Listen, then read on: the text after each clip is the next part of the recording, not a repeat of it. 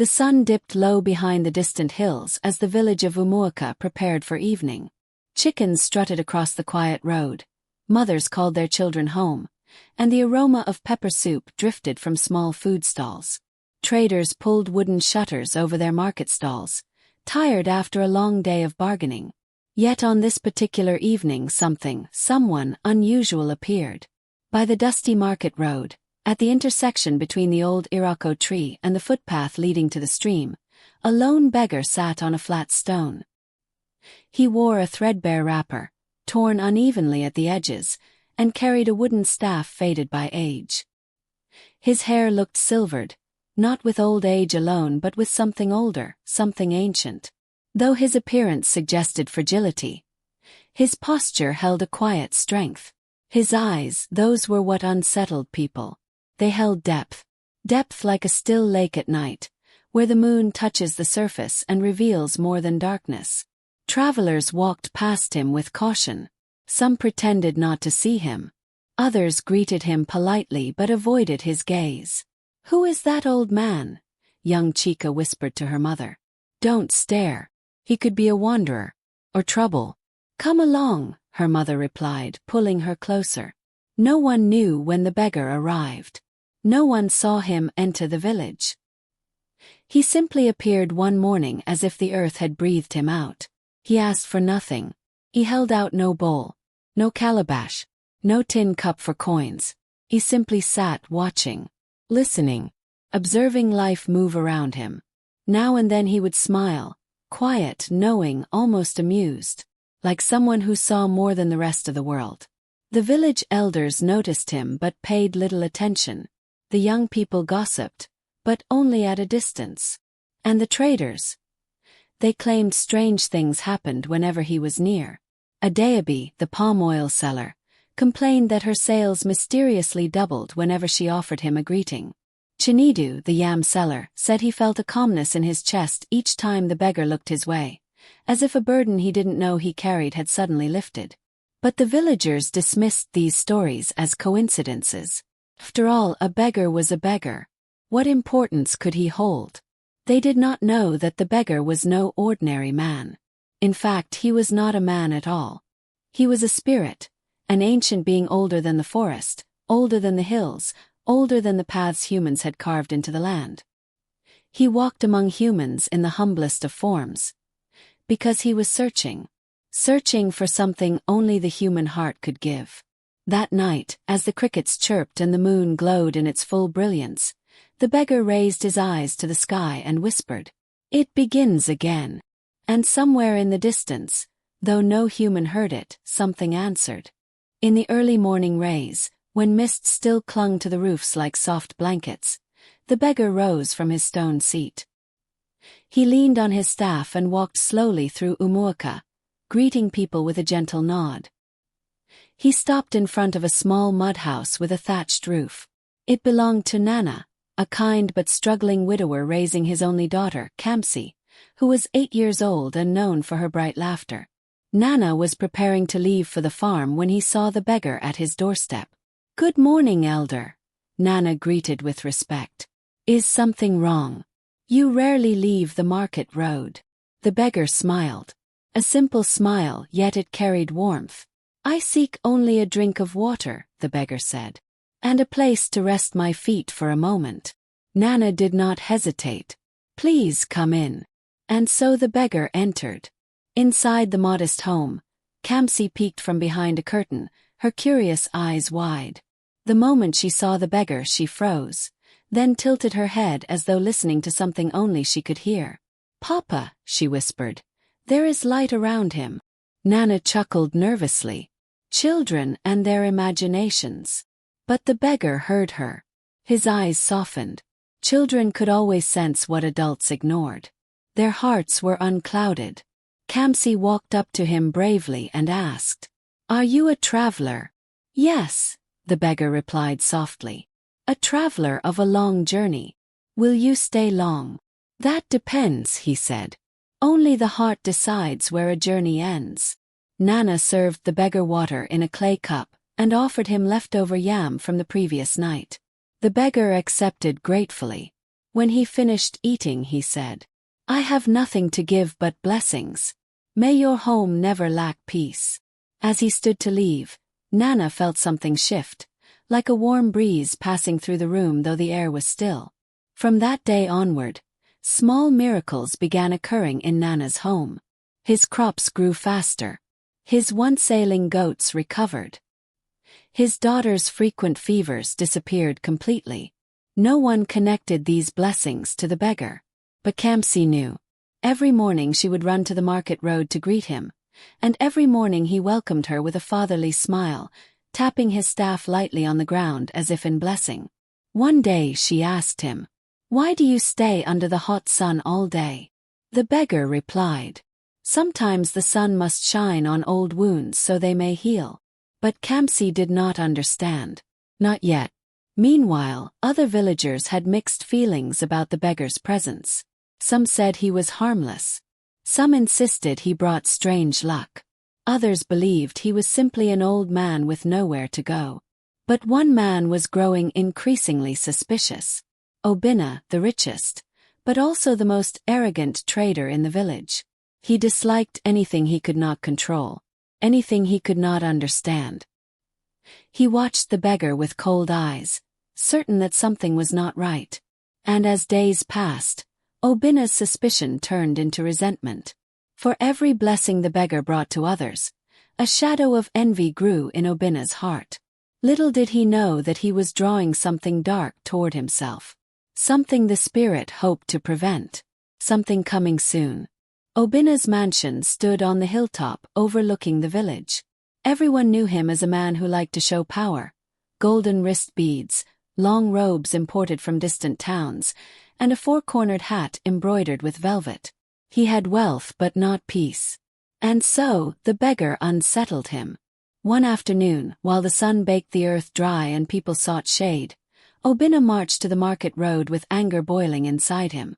"Old man," he barked. The beggar looked up calmly. "Greetings, Obinna." "Don't greet me. Who are you? Why sit here staring at everyone like you own the place?" The beggar's expression didn't change. "I sit here because this is where the path led me." Obinna scoffed. "Path? Foolish talk. You bring distraction. People gather around you instead of focusing on their work." "I take nothing from them," the beggar said peacefully. "And yet they give you attention," Obinna snapped. "That alone is too much. This village is not a place for strangers." Nearby villagers murmured disapprovingly, but no one challenged Obinna. Except Kamsi. She ran forward, placing herself between the beggar and the angry trader. "Leave him alone," she shouted boldly. "He has done nothing wrong." Obinna glared at her. "Child, go home before I tell your father." Before she could reply, the beggar lifted a calming hand. "Kamsi, it is well." Then he turned to Obinna. "There is weight on your shoulders," he said softly. "A weight you refuse to acknowledge." Obinna stiffened. "What nonsense are you speaking?" "A storm approaches," the beggar continued. "Not of rain or wind, but of consequence. You must open your heart before it arrives." The villagers gasped. The beggar's voice carried a resonance that felt older than time itself. Obinna's face darkened. "You dare threaten me?" "It is not a threat," the beggar said. "It is a warning." Obinna spat on the ground at the beggar's feet. "Get out of this village before I force you out." But the beggar remained seated, unmoved, unshaken. Kamsi felt a chill despite the heat of the day. She sensed something like a heartbeat in the air. For the first time, the beggar looked genuinely saddened. "Your pride blinds you," he murmured. "But even pride has a limit. When it breaks, so does everything attached to it." Obinna stormed off. The village felt different that day. Even the wind was uneasy. That night, Nana dreamt of a shadow crawling across the village like a hungry beast. At the center of it stood Obinna, shouting, grasping, fighting something he could not see.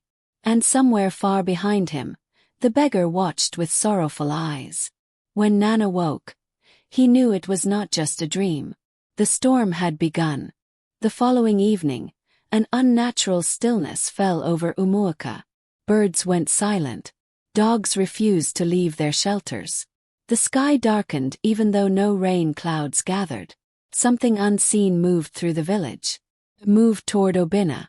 Inside his mansion, Obinna paced restlessly. He felt watched, followed, chased by something he couldn't describe. He tried to pray. He tried to chant. He tried to distract himself. Nothing worked. His wealth no longer comforted him. His gold meant nothing in the heavy silence. Then he heard it. A whisper. A whisper that came from everywhere and nowhere. Obinna! He spun around. No one was there. Show yourself, he shouted. A second whisper. Closer. You were warned. He felt coldness at his back. He turned and saw a shadow taller than any human, shifting like smoke. Its form unclear, but its presence overwhelming. Obinna stumbled backward. What do you want from me? The shadow said nothing. It only stood over him like judgment. Obinna tried to run from room to room, but the shadow followed without effort, appearing wherever he turned. He rushed outside, panting, desperate. As he stumbled down the hill into the village, people woke from their homes hearing his terrified cries. He has come for me, Binna shouted. Who? Villagers asked. The shadow, he said. I was warned. People stared at him in fear and confusion. The beggar rose from his stone seat as Obinna ran toward him. You knew this would happen, Binna screamed. The beggar nodded sadly. I did. But you closed your ears. What is it? What does it want from me? It wants what pride always owes, the beggar replied. The shadow appeared at the edge of the village road. People gasped and stepped back. Obinna fell to his knees before the beggar. Help me, he cried. Please. For a moment, the beggar looked at him with deep pity. You cannot fight pride with fear, Obinna. Only humility can disarm it. What must I do? Obinna whispered.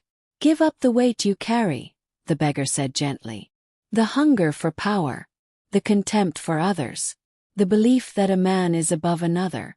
Surrender these, and the shadow will lose its hold.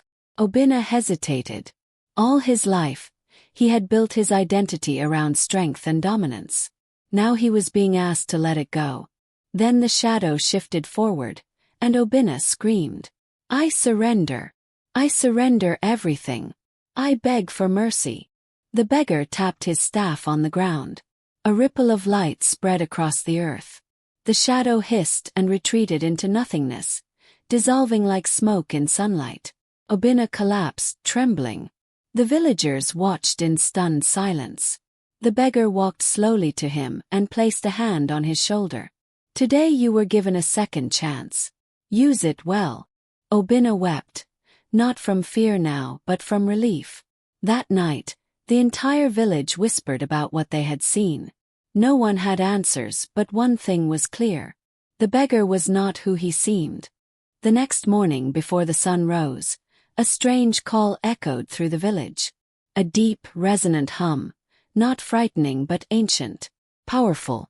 People came out of their homes to find the beggar standing at the center of the square. But he looked different. His torn wrapper now shimmered faintly. His staff glowed with soft light. And his once-aged eyes radiated warmth like sunrise. Nana and little Kamsi approached cautiously. Elder, what is happening? Nana asked. The beggar smiled kindly. It is time. A gentle breeze circled around him, carrying a warmth that calmed every heart. Villagers gathered, fearful, curious, humbled. Even Obinna came forward, head bowed. The beggar spoke. I came not to take but to give. Not to punish but to guide. For generations I have walked this land in many forms, sometimes seen, sometimes unseen.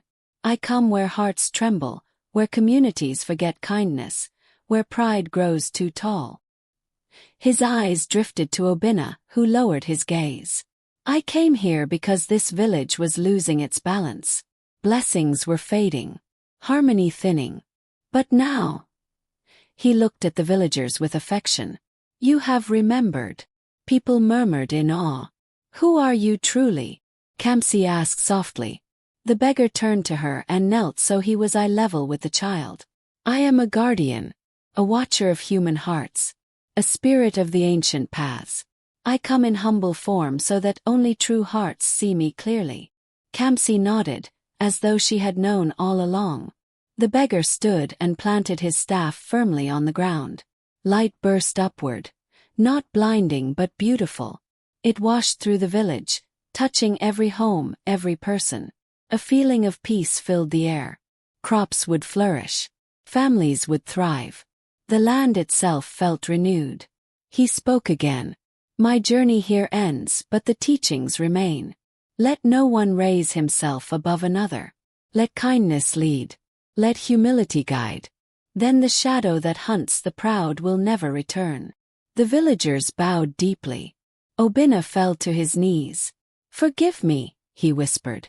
"You have already been forgiven," the beggar said gently. Then the spirit turned to leave. "Will you come back again?" Kamsi asked with tears forming. The spirit smiled. "Wherever kindness begins to fade, I will appear again. Sometimes as a beggar, sometimes as a traveler, sometimes as a stranger asking for water. Look not at the form, but at the heart." As he walked toward the old Irako tree, his form began to fade, slowly like mist melting into the morning sun. Step by step he became light. Then the light became air. Then the air became nothing. The beggar was gone. But his presence remained. The villagers looked at each other. Changed, humbled, united. Kamsi held her father's hand and whispered. "He wasn't a beggar at all. He was a blessing." And Nana replied, "Yes, and we must live so that such blessings never leave us again." From that day onward, the people of Umuoka treated every stranger with dignity, every traveler with kindness, every beggar with compassion, because they knew that sometimes a spirit walks among humans as the humblest of beings. And whoever welcomes such a one welcomes blessings beyond measure.